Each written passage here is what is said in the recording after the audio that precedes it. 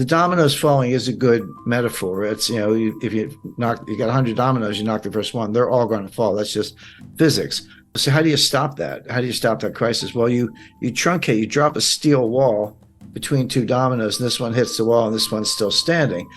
But that's the bailout. The problem is each crisis tends to get bigger than the one before, which means each bailout gets bigger than the one before. My question, are we now at the point where the needed bailout is bigger than the capacity of the central banks, that they've pulled all the rabbits out of a hat, played all their cards?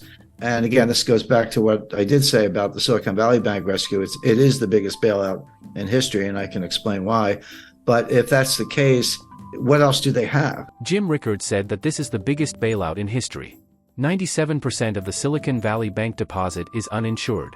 That's really scary, but it is the reality just a couple months back. Many big companies such as eBay and Roku had their deposit in the bank. And also small startups with just 100 employees with $5 million working capital. What happens when the bank can't meet its obligation because they don't have the money? Well, there will be a bank run. Started with one guy named Peter Thiel who tweeted on Twitter, and boom. You got yourself a bank run.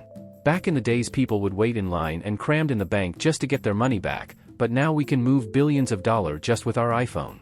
And Jim said that the next crisis will be in the dollar itself because people will lose confidence in it, so we can't bail out the dollar with the dollar itself. So what should we do? Let's hear more from Jim. So now we're dangerously close to the point where, as the crisis gets worse, it's no longer, oh, gee, let's wait for the Fed to bail it out, or let's wait for the ECB to bail it out. You get to the point, I think we're there, where you say, no, these guys actually can't stop it. And you lose confidence in the currency itself. It's the dollar. The crisis is the dollar itself, and the euro, goes along with that. And then that's the crisis. And there's no way to bail out a dollar crisis with dollars, because you're just pumping more of what people have lost confidence in. And then, then where do you go? And there are good answers to that. We've seen it again. We've seen it all before. This is big. It's not over. The regulators will attempt more bailouts, but we're at the point where I think you can start to question the regulators themselves. Let's go back to Brazil, Mexico, Argentina, the Latin American debt crisis, broadly defined of the early 1980s. That played out, the intense phase lasted about 3 years, 82, 83, 84. It wasn't until 1990 that we got around to Brady bonds, which were the ultimate refinancing technique. But the intense period lasted about 3 years. Come forward to 1998, long-term capital management.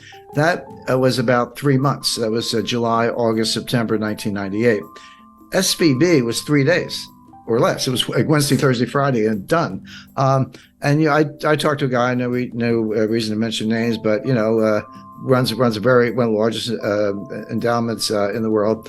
And he said, Jim, we moved. We were moving $8 billion out of Silicon Valley Bank, and we got the wire transfer request in, but we didn't know, because you get to close business Thursday. We didn't know until Sunday that the money was going to move. We got a confirmation on Monday. We did end up moving the money, but there was about a 48-hour period there from Friday to Sunday when no one knew that the wires had been completed. The recipients didn't have them. It was just in limbo, and it worked out. One of the big crypto promoters, they had $3 billion in Silicon Valley Bank.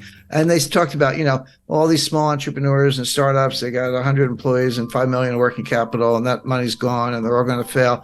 There was something to that. But the fact is, you had Roku, Cisco, eBay. I mean, there were huge companies with multi-billion-dollar deposits in that bank. It wasn't all a bunch of little guys.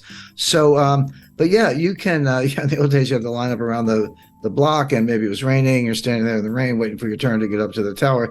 Now you can be in line at McDonald's, with your cell phone, and just a couple hits, QR code, and boom, $10 million is gone. And what Peter Thiel did, and he was right. I mean, I'm not criticizing him. He got his own money up, but he sent out like an SOS to Silicon Valley. He said, all of you, whoever you are, get your money out now. And a lot of people did, and that was that $40 billion. So the time frame is becoming more compressed because of technology. You're exactly right about that, which means that the response function has to be equally compressed, or else you are going to have all the consequences of an honest to goodness global financial crisis. Imagine you're a small business with a working capital of over $250,000.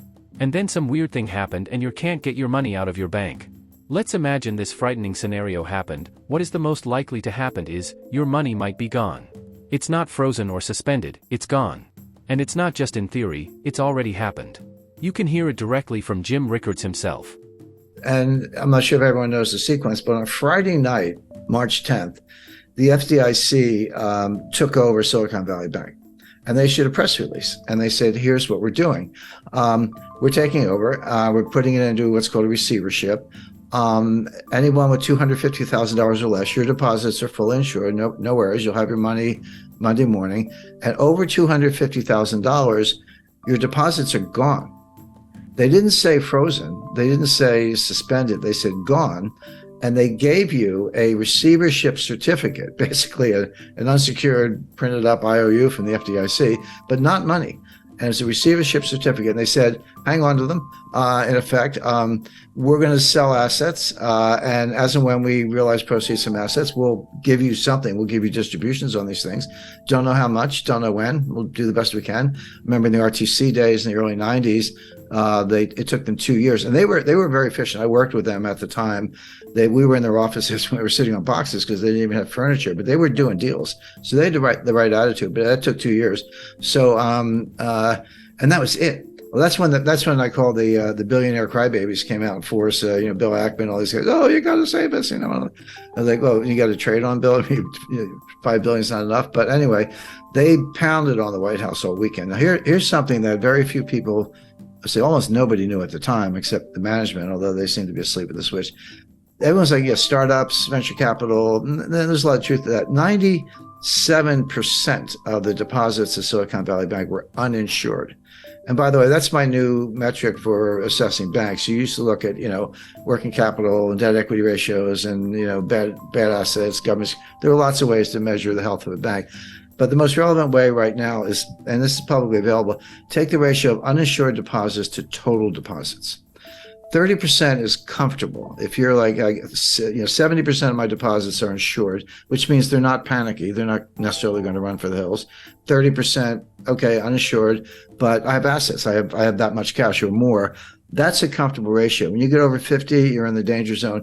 Well, Silicon Valley Bank was 97% uninsured, which meant all the money was going to run, and it did. So that's a way, if you're looking at these big banks or any institution or your own savings institution, to look at it. We're not getting political here, but anything that go woke will go broke. SVB invested a lot of their customers' money, well maybe 97% of them, into what Jim Rickards called a green new scam projects, like investing in wind turbines, new battery technologies, electric cars, etc. The point is there's a lot of government subsidies and corruption in the so-called ESG investing. And your money is in a high-risk position if your bank is invested in these projects. But Silicon Valley Bank was a climate bank. Were they investing in startups? Yes. Were they investing in technology? Yes. But these were climate. These were green new scam startups looking at, battery technology, chemistry, physics, to try to make a better battery. But not much improvement in the battery in 200 years, but they're working on it. Wind turbines, other sustainable fuel alternatives, et cetera.